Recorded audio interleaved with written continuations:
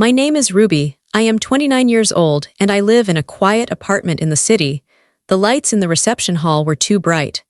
The music had stopped, but my ears were still ringing. I sat at table 5, gripping the stem of my champagne glass so hard I thought it might snap in my hand. My mother stood at the front of the room. She held a microphone in one hand and a thick blue folder in the other. She looked happier than I had ever seen her. Next to her stood my sister, Vanessa, looking perfect in white. "We wanted to give the newlyweds something special," my mother announced, her voice booming over the speakers. "We are giving them the deed to our family home." The room exploded with applause. People stood up and cheered. Vanessa screamed with joy and buried her face in my father's chest. I didn't move. I couldn't breathe. For 5 years, I was the one who paid the mortgage on that house. Every single month, money left my bank account to keep a roof over their heads. I skipped vacations. I worked late nights. I saved them from losing everything. But nobody in this room knew that. They only saw generous parents and a lucky bride. They didn't see me at all. I looked at my mother's smiling face, and right then, something inside my chest finally broke. But before I tell you how everything flipped, like and subscribe, drop a comment. Where are you watching from? My name is Ruby. I am 29 years old. I learned how to be invisible when I was very young. It wasn't a magic trick. It was a survival skill. In my house, there was only enough spotlight for one person. That person was my younger sister, Vanessa. She was 2 years younger than me, but she took up all the space in every room. When Vanessa laughed, everyone stopped to listen. When Vanessa cried, the world had to stop spinning until she felt better. I was different. I was Ruby. My role was simple. I was the furniture. I was the sturdy table that held things up. I was the quiet rug that absorbed the spills. I remember a Tuesday night when I was 12 years old. I had come home from school with a high fever. My head felt like it was being squeezed in a vice. My throat was so sore I couldn't swallow water. I walked into the kitchen, dropping my heavy backpack on the floor with a loud thud. My mother was at the counter, frosting a cake. It was a chocolate cake, Vanessa's favorite. Vanessa had fallen during gym class and scraped her knee. It wasn't a bad scrape, just a little red, but she had been crying about it for 3 hours. "Mom," I rasped out, "I don't feel good." My mother didn't turn around. She was too busy making a sugar flour for the cake. "Not now, Ruby," she said, her voice stressed. "Vanessa is having a terrible day. Her knee is throbbing. I need to cheer her up. Be a good girl and go lie down." I stood there for a moment. I wanted to scream that I was burning up. I wanted her to put her hand on my forehead, but I knew the rules. Vanessa's scraped knee was a tragedy. My fever was an inconvenience, so I did what I always did. I went to my room. I got myself a glass of water. I found the thermometer in the bathroom cabinet. I took 2 aspirin. I put myself to bed. The next morning, I got myself up, made my own toast, and went to school. When I came home with an A on my history project, my father nodded and said, "That's good, Ruby. We expect that from you. You're the smart one." That was the trap. They called me low maintenance. They told their friends, "Ruby is so easy, she never needs anything, she's so independent." They said it like it was a compliment. But it didn't feel like a compliment. It felt like a dismissal. It meant they didn't have to worry about me. They didn't have to spend energy on me. They could pour every ounce of their love and money into Vanessa. Vanessa was sensitive. Vanessa was fragile. If Vanessa failed a test, it was the teacher's fault. My parents would go to the school and argue until the grade was changed. If I got a B instead of an A, they would ask me why I didn't study harder. I became the fixer. When I was 16, the washing machine broke. My father was at work, and my mother was driving Vanessa to dance class. Water was flooding the laundry room floor. I didn't call them. I knew they wouldn't answer, or they would panic and yell at me for bothering them. I turned off the water valve.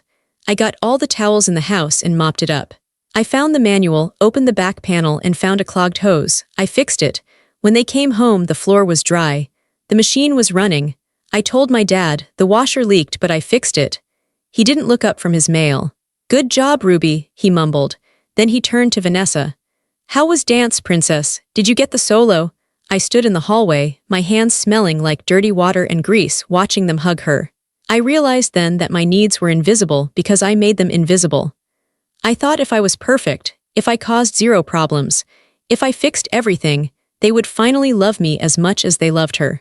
I thought my usefulness was the price of admission to this family. I was wrong. Being useful didn't make them love me more. It just made them use me more. I grew up believing that love was a transaction. I give you stability, you give me.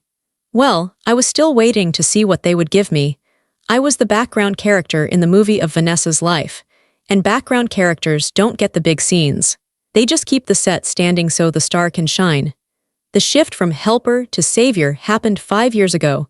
It was a gloomy Sunday afternoon. I had just gotten a promotion at my job. I was 24, working as a project manager at a logistics firm. It was good money. I was proud of myself. I had an apartment with my boyfriend, Ethan. We were saving for a trip to Italy. My phone rang. It was my mother. She was crying. "Ruby, you have to come over," she sobbed. "It's a disaster." I drove over immediately. My heart was pounding. I thought someone had died. When I walked into the kitchen, my parents were sitting at the table. My father looked pale and defeated. My mother was shredding a tissue in her hands. There were bank letters spread out all over the table. Red stamps, warnings. "What is it?" I asked. "Is everyone okay?" "We're losing the house," my dad said. His voice cracked. They explained it in circles. Dad had made some bad investments. Mom had spent too much on credit cards. They had refinanced the house twice. Now they were 3 months behind on the mortgage. The bank was threatening foreclosure. "We don't know what to do," Mom cried. "This is our home. This is where you girls grew up. We can't lose it." I looked at the numbers. It was bad. They needed $3,000 immediately just to stop the foreclosure, and then $2,000 a month to keep it. They looked at me. They didn't ask directly. They just looked at me with those sad, desperate eyes. The same eyes that looked past me for years were now locked onto me.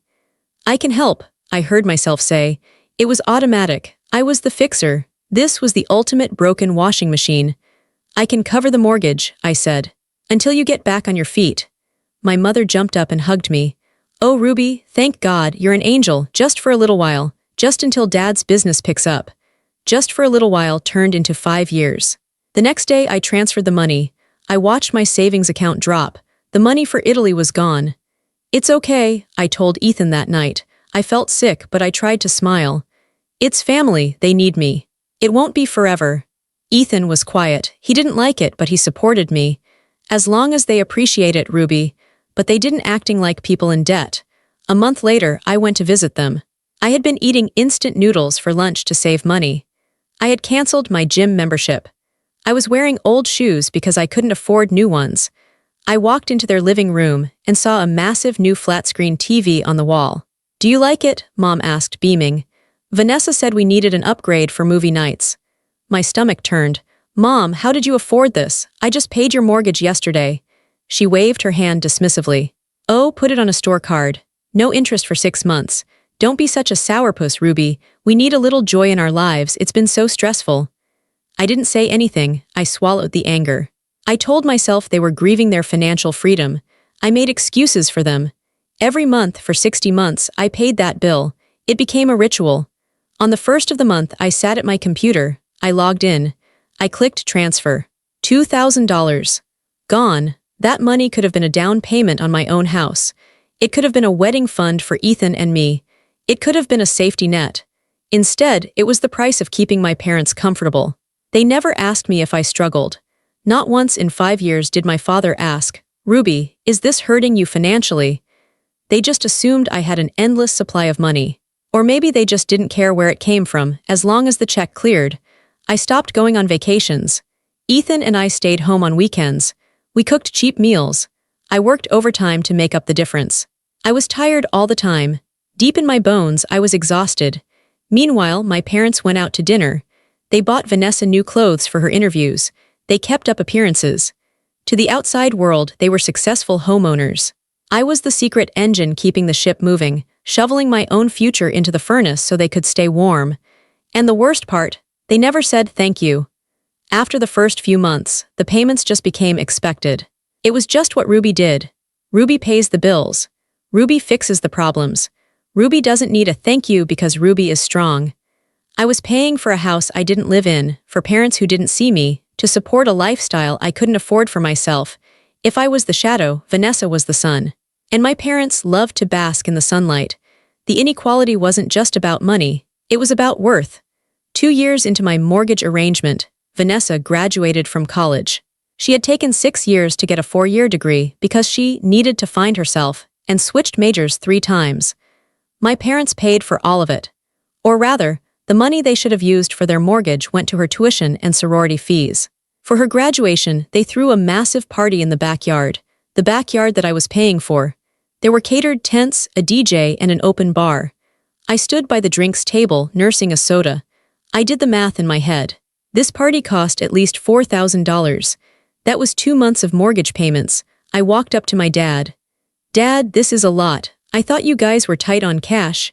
He clapped me on the shoulder, a little too hard. He was already tipsy. "Ruby, relax, it's your sister's big day. You only graduate once. Let her have her moment." Then came the gifts. My parents led Vanessa to the driveway. Everyone followed. There, sitting with a giant red bow on the roof, was a brand new car. It wasn't a luxury car, but it was new. A practical, reliable sedan. Vanessa screamed. She jumped up and down. "Oh my God. Mommy, Daddy, you're the best." I felt the blood drain from my face. When I graduated, I got a card. Inside was a $50 bill. I remembered that day clearly. I had graduated with honors. I had worked 2 jobs through college to pay my own tuition so they wouldn't have to. I stood in my cap and gown, holding that $50, and my mom had said, "We're so proud of you, Ruby. You're so capable. We know you'll buy something sensible with that." $50. And here was a car. I looked at Ethan. He was standing next to me, holding my hand. His grip was tight. He was angry for me. "This isn't right, Ruby," he whispered. "I know," I whispered back. "But I didn't make a scene. I never made a scene." Later that night, as the party was winding down, I found my mom in the kitchen. "A car, Mom?" I asked quietly. "I'm paying your house payment, and you bought her a car," she sighed, looking annoyed that I was bringing down the mood. "Ruby, she needs it for interviews. She can't get a job without transportation. You have a job, you have a car. You're established. Vanessa is just starting out. She needs a leg up." "I needed a leg up too," I said. "But you didn't need it," she said, as if that explained everything. "You're Ruby. You always land on your feet." "Vanessa. She needs help." That was the narrative. I was strong, so I deserved nothing. Vanessa was weak, so she deserved everything. It wasn't just the big things. It was the daily emotional crumbs. When Vanessa had a bad breakup, my mom spent a week at her apartment, cooking her soup and rubbing her back. When I had a health scare and needed a biopsy, my mom said, "Oh, I'm sure it's benign, honey. Let me know the results." "I can't come down. Vanessa is having a crisis with her hairstylist." It's a slow poison, being the invisible child. It doesn't kill you all at once. It just erodes you. It eats away at your self-worth until you start to believe them. Maybe I don't need help. Maybe I am a machine. Maybe I don't have feelings, but I did have feelings, and they were getting hotter and sharper every day. I looked at Vanessa, sitting in her new car, honking the horn while my parents laughed and clapped. They looked like a perfect family. And I was the banker standing on the sidelines, funding the show but not allowed on stage. I realized then that they didn't see me as a daughter. They saw me as a resource, and resources don't get gifts. They get used. Then came the engagement. Vanessa met a guy named Mark. He was nice enough, but just like Vanessa, he wasn't very good with money. They wanted a fairy tale wedding. My parents, of course, promised to give it to them. "We want to give her the wedding of her dreams," my mom told me over the phone. "Mom," I said, my voice warning, "you can't afford a big wedding. You still owe on the house." "Oh, don't worry about the house," she said breezily. "We have a plan." I assumed the plan was Ruby will keep paying. The months leading up to the wedding were a blur of expense.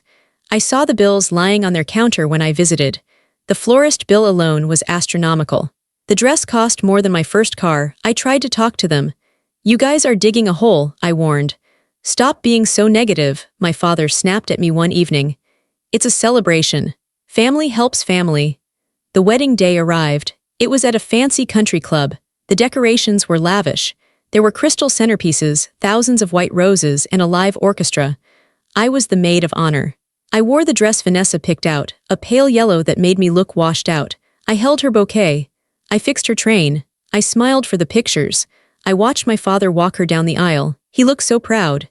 He had tears in his eyes. I sat in the front row next to Ethan. "How are they paying for this?" Ethan whispered to me, looking around at the opulence.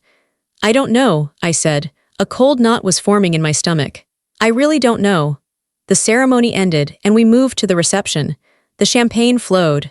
The speeches began. The best man gave a funny speech.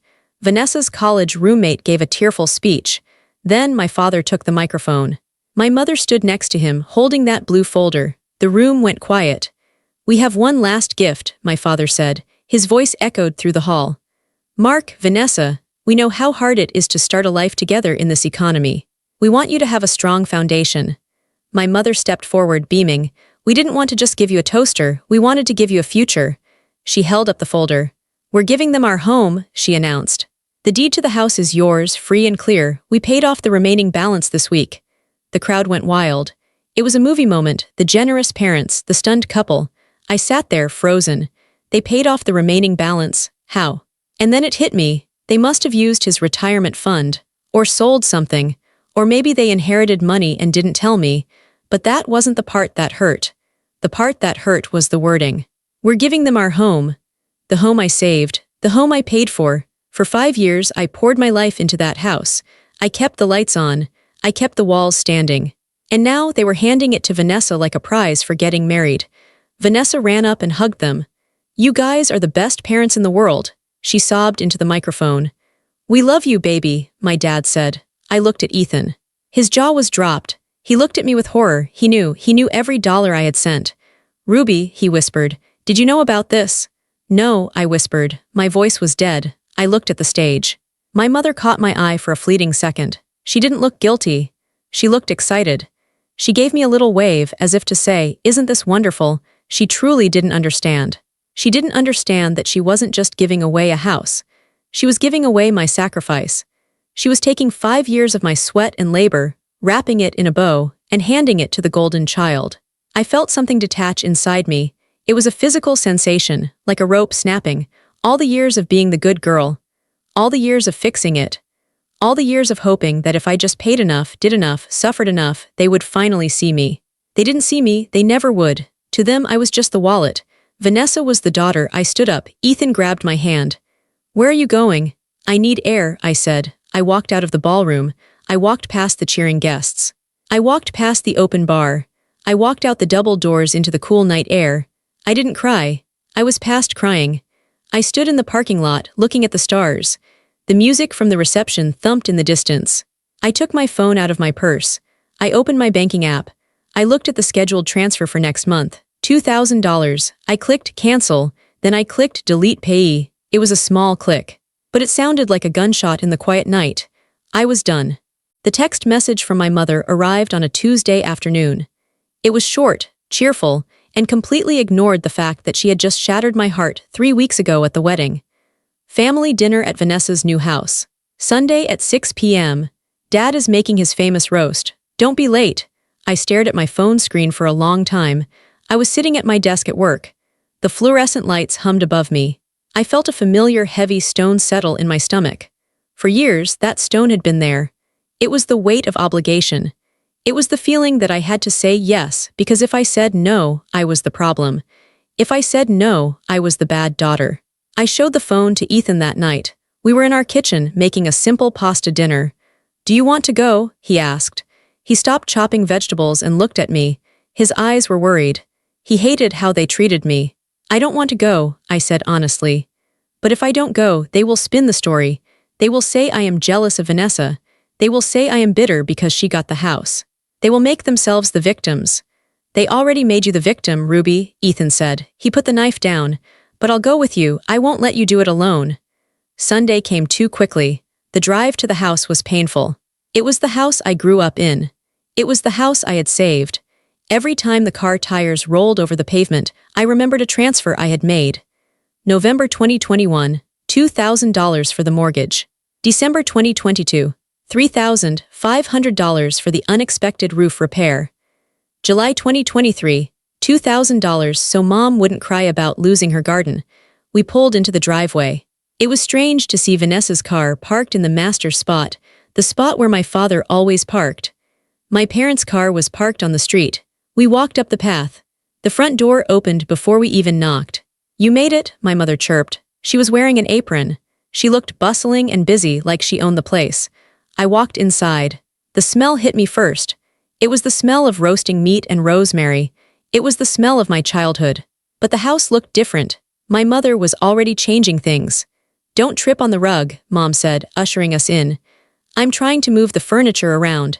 Vanessa needs a better flow in here." The feng shui was all wrong. I looked into the living room. My mother had pushed the heavy oak sofa, the one I had helped pay to reupholster, against the far wall. She had dragged the coffee table to a weird angle. Vanessa was sitting on the floor, flipping through a magazine. She looked bored. She wasn't helping. She was letting Mom do all the work. "Hi, Ruby," Vanessa said, barely looking up. "Do you like the changes? Mom says it opens up the room." "It looks different," I said. My father came out of the kitchen. He was holding a glass of red wine. He looked relaxed. He looked like a man who didn't have a mortgage to worry about anymore. "Ruby." "Ethan," he boomed. "Welcome to the newlyweds' castle. Come sit. Dinner is almost ready." We sat at the dining room table. It was the same table where I had sat 5 years ago when they told me they were broke. It was the same table where I had agreed to save them. Now I was a guest. My mother brought out the roast. She carved it with dramatic flair. She served Vanessa first, giving her the best cut of meat. Then Mark, Vanessa's husband. Then my father, then Ethan. Finally, she put a small, dry piece on my plate.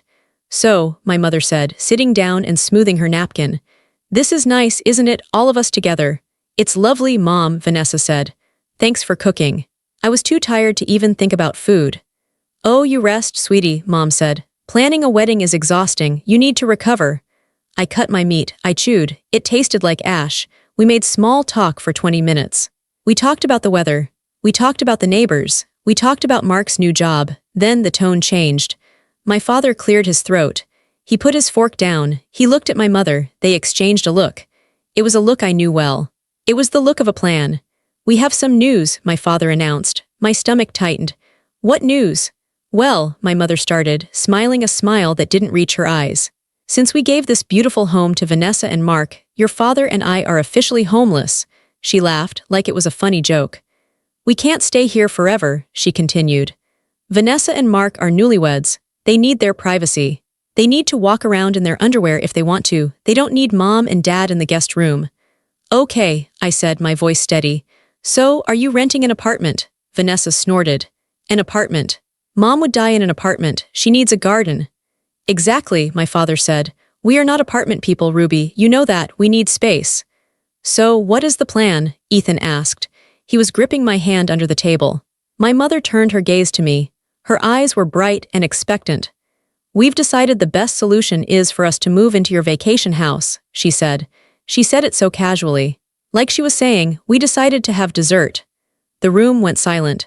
The only sound was the ticking of the grandfather clock in the hall. I blinked. "Excuse me." "Your vacation house," she repeated, speaking slower as if I were stupid. "The cabin at the lake, it's perfect. It's fully furnished. It has a garden, it's quiet. We can move in next weekend." "It's sitting empty half the time anyway," my father added, taking a sip of wine. "It's a waste. This way we keep it occupied. We'll pay the electric bill and the water. You cover the mortgage and the taxes, obviously, since it's your investment. It works out for everyone." They had it all worked out. They had discussed this. They had agreed on it. They just needed to inform me. I looked at them. I looked at their expectant faces. They truly believed that everything I owned was actually theirs. They believed that because I was the capable one, my resources were community property. They had taken my money for 5 years. They had taken the house I saved. Now, they wanted my sanctuary. The lake house was the one thing that was mine. I bought it when it was a wreck. I scraped paint off the floors until my hands bled. I chose every curtain. I chose every mug in the cupboard. It was the only place where I felt safe, where I felt away from them. "We already started packing the winter clothes," Mom said cheerfully. "I'll need the alarm code, Ruby, and I think I still have an old key, but I'd like a new set just in case." She reached out her hand, as if expecting me to drop the keys into her palm right there over the roast beef. Inside my chest, something hot and violent woke up. It wasn't sadness. It wasn't hurt. It was pure, white-hot rage. I looked at the piece of dry meat on my plate. I looked at Vanessa, who was checking her text messages, not even caring that her parents were hijacking my life. I took a deep breath. "No," I said. The word hung in the air. It was quiet, but it was heavy. My mother's smile faltered. "What did you say?" I said no, I repeated. I looked her directly in the eyes. "You cannot move into my vacation house." My father laughed nervously. Ruby, stop joking, we need a place to live. I am not joking, I said. You gave away your home. That was your choice. You didn't ask me before you did it. You didn't consider where you would live. You just did it to look like heroes in front of your friends. We did it for your sister, my mother snapped. Her voice got shrill. We did it to give her a start in life. And what about my start? I asked. I didn't yell. My voice was deadly calm. I paid your mortgage for 5 years, Mom. 5 years. That money was my start. You took it. You never thanked me, and then you gave the house to her. That is in the past, my father shouted. He slammed his hand on the table. The silverware rattled. Why do you always bring up money? You are so obsessed with money, Ruby. It's ugly. I bring it up because you are asking for a free house, I said. You want to live in my house rent-free while I pay for it. Again, just like I paid for this one. We are your parents, Mom screamed. Tears started to well up in her eyes, her weapon of choice. How can you be so selfish? We have nowhere to go. Do you want us to sleep on the street? You have money, I said. You have pensions. You can rent a condo. You can rent an apartment. You have options. You just don't want to spend your own money. You want to spend mine. Vanessa, Mom turned to my sister. Talk to her. Tell her she's being crazy. Vanessa looked up, annoyed that she was being dragged into it. Ruby, seriously, just let them stay there. You hardly use it. Don't be a hoarder. I looked at my sister, the golden child. If you are so worried about them, I said to Vanessa, why don't they live here? This is a 4-bedroom house. I paid for the roof over your head. You have plenty of room. Vanessa recoiled. No, we're newlyweds. We need our space. And I need my space, I said. I stood up. My legs were shaking, but I stood tall. The answer is no, I said. You are not moving into the lake house. Do not go there. Do not try to move your boxes in. You are not welcome. If you walk out that door, my father said, standing up and pointing a finger at me, his face red with anger, don't you dare come back. You are turning your back on family. No, Dad, I said. I'm turning my back on being used. I looked at Ethan. Let's go. Ethan stood up instantly. He threw his napkin on the table. Excellent roast, he said dryly. Shame about the company. We walked to the front door. You're an ungrateful brat, my mother screamed from the dining room. I hope you rot in that cabin alone. I opened the door and walked out into the night. The cool air hit my face. I felt like I had just jumped out of a burning building. I was terrified, but I was alive. My hands were shaking so hard I couldn't get the car keys into the ignition. I sat in the driver's seat of my car, staring at the dark steering wheel. My breath was coming in short, sharp gasps. I can't believe I said that, I whispered. I can't believe I actually said no. Ethan reached over. He took the keys from my trembling hand. Move over, he said gently. I'm driving. I climbed into the passenger seat. As we pulled away from the curb, I looked back at the house. The windows were glowing with warm yellow light. It looked so cozy from the outside. No one would guess that inside, a family was tearing itself apart. No one would guess that the daughter who paid the bills had just been cast out. I didn't cry until we were on the highway. Then, it hit me. I cried for the little girl who tried to be perfect. I cried for the teenager who fixed the washing machine. I cried for the woman who sent $2,000 every month, hoping it would buy her a seat at the table. It never did. It's okay, Ethan said. He held my hand while he drove. Let it out. You've been holding this in for a lifetime. By the time we got to our apartment, my tears had dried. A cold, hard resolve had taken their place. They aren't going to listen, I told Ethan as we walked into our kitchen. They don't believe me. They think I'm having a tantrum. They think I'll call tomorrow and apologize and give them the keys. Then we make sure they can't get in, Ethan said. I sat down at the kitchen table. I didn't even take off my coat. I opened my laptop. Step 1, the phone. I opened my contacts. I clicked on Mom. I scrolled down to the bottom, block caller. I did the same for Dad. I hesitated on Vanessa, but then I remembered her face at the dinner table. Don't be a hoarder. I blocked her too. The silence that followed was instant. No buzzing, no guilt-tripping texts, no voicemails. Step 2, the lake house. I logged into the smart home system for my cabin. I deleted every user code except mine and Ethan's. I deleted the code labeled Parents Emergency. I changed the master password. They have a physical key, I said, chewing my lip. From before I put the smart lock on, Dad kept a copy. We can't change the locks tonight, Ethan said, but we can make it impossible for them to stay. I called the security company. It was late, but they had a 24-hour line. I need to update my protocol, I told the operator. I have a disgruntled family member who has an old key. If the alarm is disarmed with a key but not the code, I want the police called immediately. We can do that, the operator said. I'll put a do not admit notice on the account. Step 3, the evidence. I needed to see it. I needed to prove to myself that I wasn't the crazy one. I logged into my bank account. I went to the search bar. I typed in transfer to mom. The list populated. It went on and on. Page after page of transfers. January 4th, $2,000. February 2nd, $2,000. March 3rd, $2,500. I hit print, the printer word in the corner of the room. It spit out page after page. I took a 3-hole punch and a black binder. I organized them by year. When I was done, the binder was heavy. It was a physical brick of evidence. I opened it and did the math. I used a calculator, adding up every single line. The final number was $124,500. I stared at the number. That was a down payment on a house for me. That was a master's degree. That was a wedding. That was a retirement fund. I had given them everything, and they had called me selfish because I wouldn't give them more. Look at this, I whispered to Ethan. I pushed the calculator toward him. He looked at the number. He went pale. Ruby. That's the price of my stupidity, I said. No, he said firmly. That is the price of your love. You loved them. You tried to save them. That's not stupidity, Ruby. That's generosity. The fact that they abused it is on them, not you. He was right, but it still hurt. I closed the binder. I wrote past on the spine in thick black marker. I put the binder on the shelf. I'm done, I said. I'm never sending them another cent. The next morning, the air felt different. Usually, on Mondays, I woke up checking my phone, worried about a crisis. Did mom overdraft? Did dad need gas money? This morning, my phone was silent. I showered, I dressed for work. I put on my favorite blazer. I looked in the mirror. I looked tired. My eyes were puffy, but my shoulders were back. My spine was straight. I went to work. I sat in meetings. I answered emails. And every time my mind drifted to my parents, every time I wondered if they were angry, I visualized the binder. $124,500. I visualized the roast beef dinner. We need your house. And the guilt evaporated. 2 days later, an email popped up in my inbox. It was from my father.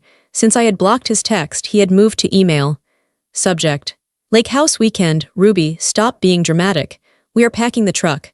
We are going up to the lake house on Saturday. We expect the alarm to be off. We are your parents and we demand respect. We will discuss your attitude when we settle in. I read it twice. He truly didn't believe me. He lived in a world where I always caved. He was betting on my weakness. I didn't reply. I didn't forward it to Vanessa. I forwarded it to Ethan. Then, I forwarded it to the local police department in the town where my cabin was located, with a short note. I am the owner of address. I have informed these individuals they are not welcome. If they arrive, they are trespassing. I hit send. My hand didn't shake this time. I was reclaiming my life, one click at a time. I was building a wall, brick by brick. And for the first time, I was standing on the safe side of it.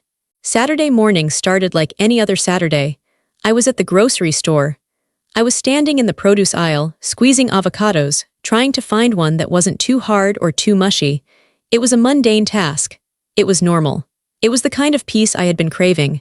Then my phone rang. It wasn't a text. It was a call from a number I didn't recognize. It was an 800 number. I answered it. Hello, this is Safeguard Security, a woman's voice said. She sounded urgent. Is this Ruby Miller? Yes, I said. I put the avocado down. My heart started to beat faster. Miss Miller, we are receiving a perimeter breach alert at your property on Lakeview Drive. The front door sensor has been triggered. I froze. The grocery store sounds, the cartwheels, the beeping registers, the chatter faded away. Did they use a code? I asked. No, ma'am, the operator said. The alarm was not disarmed via the keypad. It appears the door was opened with a physical key, but the alarm system was not deactivated. The siren is currently sounding. They had done it. My father had actually done it. He had driven 2 hours north, ignored my emails, ignored my warnings, and used an old key to open the door. He thought that because he was my father, the rules of physics and the law didn't apply to him. He thought he could just walk in, turn off the alarm, and make himself at home. Dispatch the police, I said. My voice was shaking, not with fear but with adrenaline. We have a note on your account to contact the police immediately in case of unauthorized entry, the operator confirmed. Officers have been dispatched. They should be there in 15 minutes. I'm on my way, I said. I am the owner. I want them removed. I hung up. I left my grocery cart right there in the aisle. I didn't care about the food. I walked out to my car. I called Ethan. They broke in, I said as soon as he answered. I'm coming, he said. He didn't ask questions, he knew. Meet you there. The drive to the lake house usually took 2 hours. I don't remember much of the drive. I remember gripping the steering wheel so hard my knuckles turned white. I remember the landscape blurring past me. I wasn't sad anymore. I was finished. This was the final violation. They had taken my money. They had taken my childhood. Now they were trying to take my safe space. When I turned onto the gravel driveway leading to the cabin, my stomach dropped. I saw the blue lights flashing through the trees. There were 2 police cruisers parked in my driveway. The lights were spinning, casting harsh blue shadows on the pine trees. My parents' SUV was parked on the grass. The trunk was open. Suitcases were piled on the ground. A cooler was sitting next to them. They had really planned to move in. I pulled up behind the police cars and turned off my engine. The silence of the woods was broken by the crackle of the police radios. I stepped out of the car. My mother was standing on the porch. She was wearing her weekend clothes, white capris and a floral blouse. She was screaming at a police officer. "This is ridiculous," she yelled. She pointed at the house. "This is my daughter's house. We are family. You can't treat us like criminals." My father was sitting on the steps of the porch. He had his head in his hands. He looked small. He looked defeated. The police officer, a tall man with a stern face, turned when he saw me approach. "Ma'am, stay back," he warned. "I'm the owner," I said loudly. I held up my driver's license. "I'm Ruby Miller." The officer's expression softened slightly. He walked over to me. "Miss Miller, these individuals claim to be your parents. They say they have permission to be here." I looked at my mother. She stopped screaming when she saw me. Her face went from angry to hopeful in a split second. "Ruby," she cried out. She ran down the steps past the officer. "Ruby, tell them. Tell them this is all a big mistake. Tell them we live here." She reached for me. She tried to hug me. I stepped back. I put my hands up. "Don't touch me," I said. My mother froze. She looked like I had slapped her. I turned to the officer. "They are my parents," I said clearly. "But they do not live here. They do not have permission to be here. I explicitly told them in writing not to come." "See," my father shouted from the steps. He stood up, his face red with embarrassment. "She's lying. She's just being a brat. We have a key. Look, I have the key right here." He held up the old brass key. "That is an unauthorized key," I told the officer. "I changed the locks to a digital system. They used an old spare key I gave them years ago for emergencies. This is not an emergency. This is a break-in." The officer looked at my father. "Sir, put the key down." "This is my daughter's house," my father sputtered. "I paid for her college. I raised her." "That doesn't make you the owner of this property," the officer said calmly. He turned back to me. "Miss Miller, since they are family, and there is no sign of forced entry besides the key, we usually treat this as a civil dispute. However, since you are here and stating they are trespassing, we can remove them. Do you want to press criminal charges for breaking and entering?" The air went still. Even the birds seemed to stop singing. My mother looked at me. Her eyes were wide with terror. She knew what criminal charges meant. It meant handcuffs. It meant a mugshot. It meant jail time. "Ruby," she whispered, "please don't." I looked at them. I saw the people who had favored my sister for 28 years. I saw the people who took $124,500 of my money and never said thank you. I saw the people who thought my no was a suggestion. I had the power to destroy them right now. I could ruin their reputation. I could put them in a cell. But I realized I didn't want revenge. I just wanted them gone. "No," I said to the officer. "I don't want to press charges." My mother let out a loud sob of relief. "But," I continued, my voice hard as stone, "I want them formally trespassed. I want a police report stating that they are banned from this property. If they ever set foot here again, I want them arrested immediately." "Understood," the officer said. He walked over to my parents. He took out his notepad. "Folks, the owner has declined to press charges today. You are lucky. However, you are being issued a criminal trespass warning. You need to pack your things and leave this property immediately. If you return, you will be arrested. Do you understand?" "But we have nowhere to go," my mother wailed. "We rented a truck. We gave up our apartment search. We can't go back." "That is not a police matter, ma'am," the officer said. "You have 10 minutes to vacate." I stood by my car, arms crossed, watching them. It was pathetic. My father, who always acted so big and important, was struggling to zip up a suitcase. My mother was crying, throwing loose clothes into the trunk of their car. They looked at me. They wanted me to help. They wanted me to be the fixer one last time. They wanted me to say, "It's okay, just stay for tonight." I didn't move. I didn't speak, I just watched. Ethan arrived just as they were closing their trunk. He pulled his car up next to mine and got out. He stood next to me, a silent wall of support. My father walked past us to get to the driver's side of his car. He stopped. He looked me in the eye. "You are cold," he spat. "You are a cold, heartless girl. I don't know who you are anymore." "I'm the daughter you created," I said. "You taught me that money matters more than people. You taught me that feelings don't matter. I just learned the lesson." He flinched. He got into the car and slammed the door. My mother looked at me through the passenger window. She looked old. She looked scared. They backed out of the driveway. The gravel crunched under their tires. The police cruiser followed them to ensure they left the main road. When the taillights disappeared around the bend, the silence rushed back into the woods. I walked up the steps to the porch.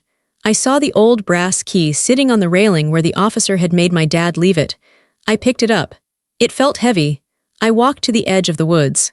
I threw the key as hard as I could into the dense brush. I heard it land with a soft thud. "Are you okay?" Ethan asked, coming up behind me.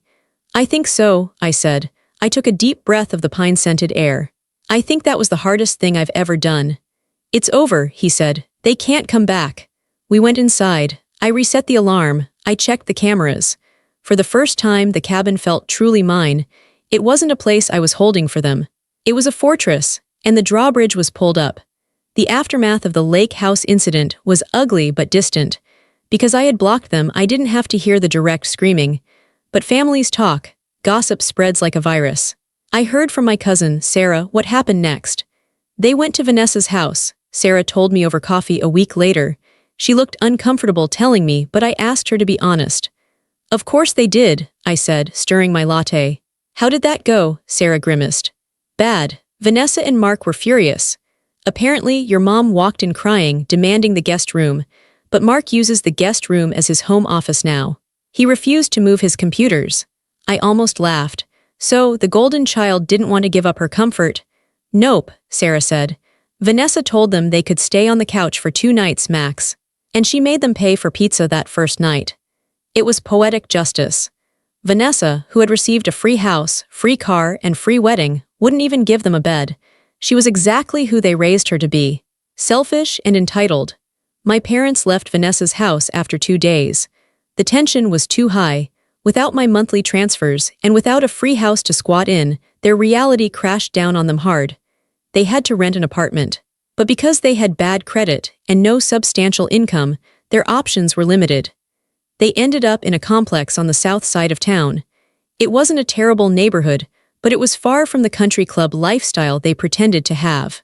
It was a small, 1-bedroom apartment with thin walls and beige carpet. I knew this because my mother called me from a payphone 3 weeks later. She must have known I blocked her cell. I answered, thinking it was a work client. "Ruby," the voice was unmistakable, but it sounded different. It lacked the haughty confidence.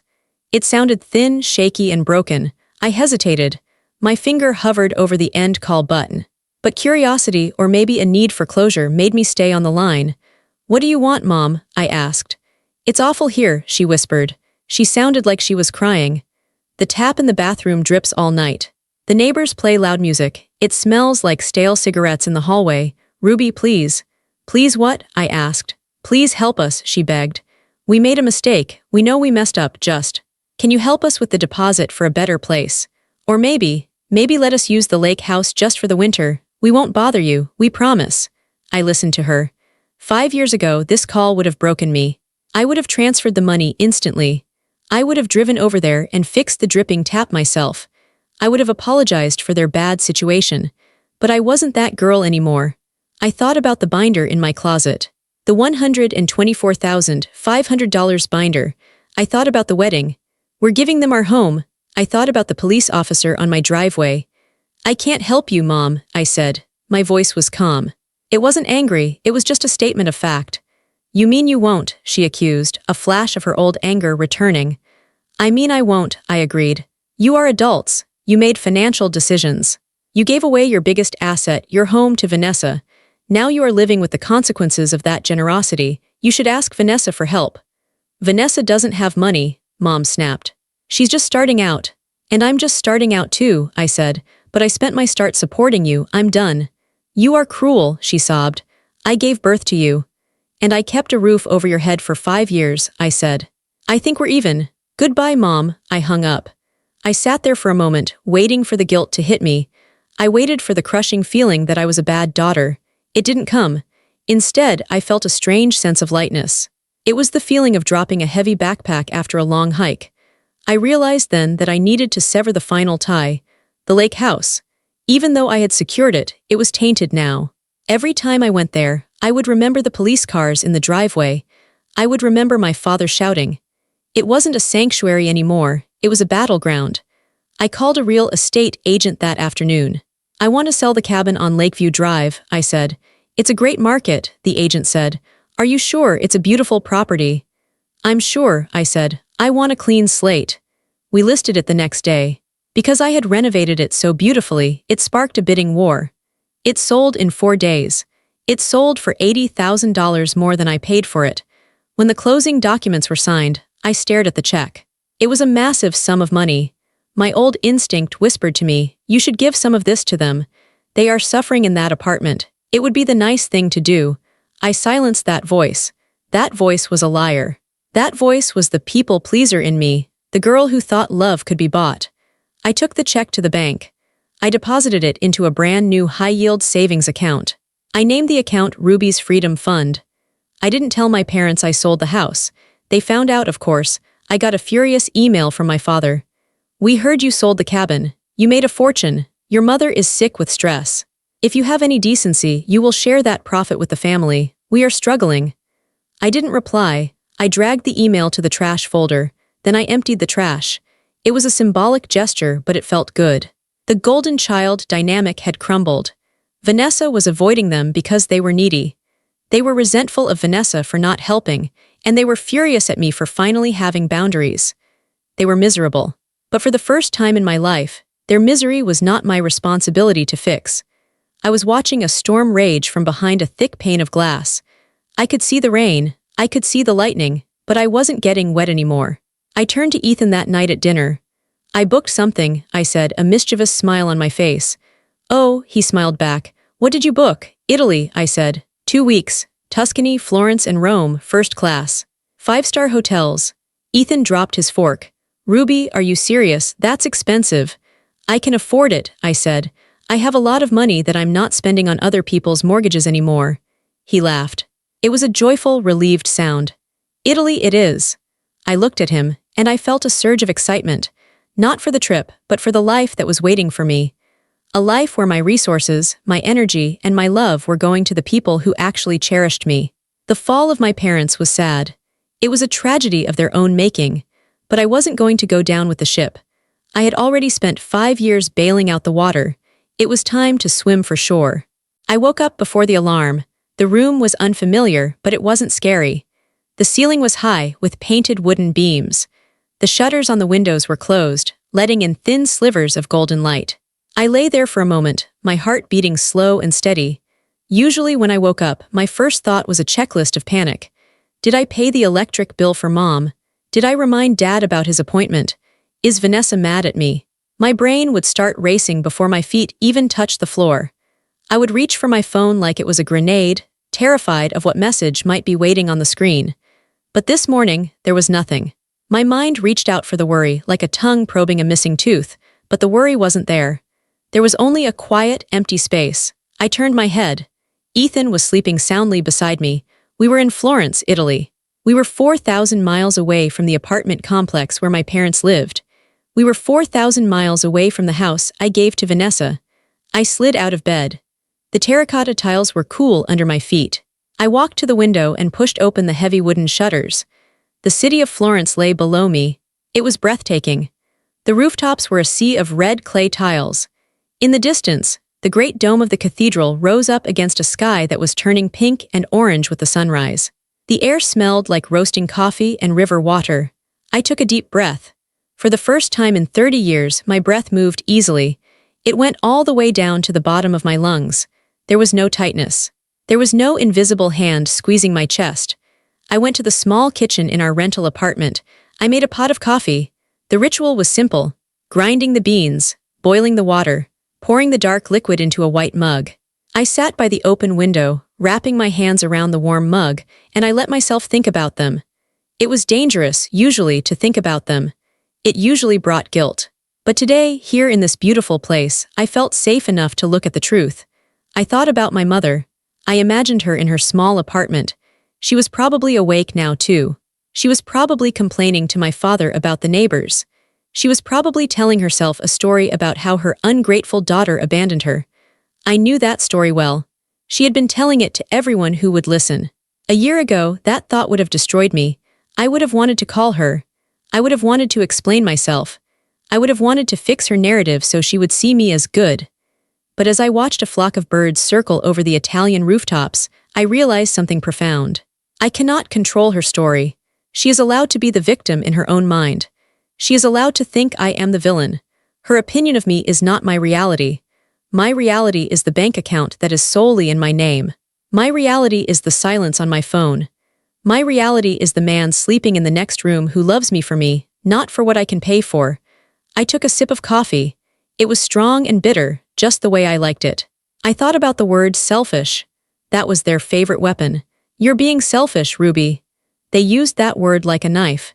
They used it to cut away my boundaries. They used it to carve out pieces of my life to feed themselves. But sitting here, I redefined that word. Was it selfish to want to keep the money I earned? Was it selfish to want to live in my own house? Was it selfish to want a thank you? No, that wasn't selfishness.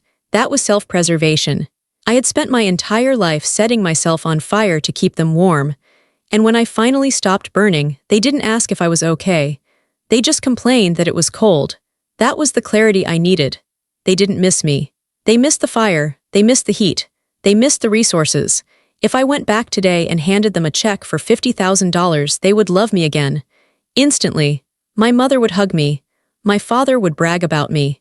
But that isn't love. That is a transaction. I am not a bank. I am a daughter. And if they couldn't love the daughter without the bank, then they didn't deserve either. Ethan walked into the room. He looked sleepy and happy. His hair was messy. "Hey," he rasped, his voice rough with sleep. "You're up early." He came over and kissed the top of my head.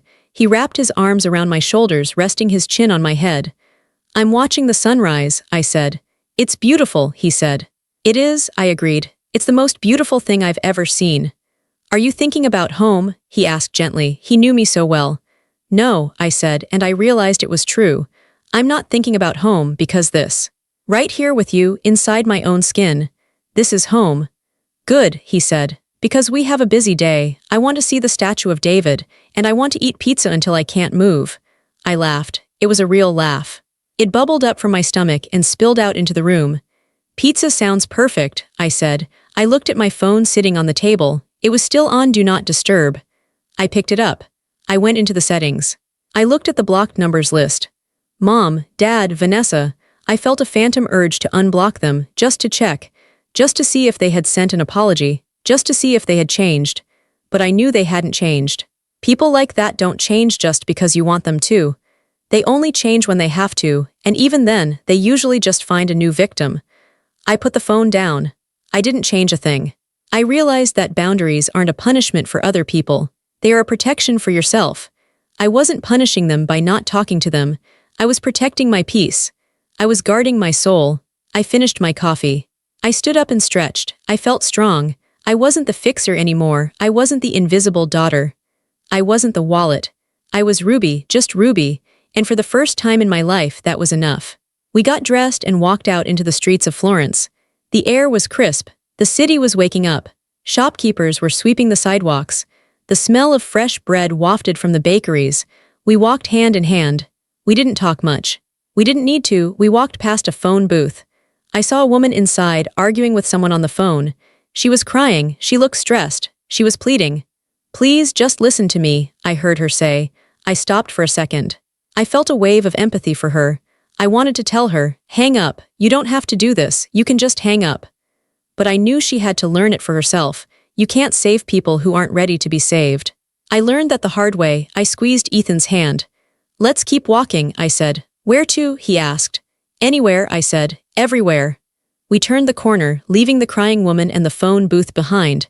We walked into the sunlight. The path ahead was open. It was wide. And best of all, it was mine.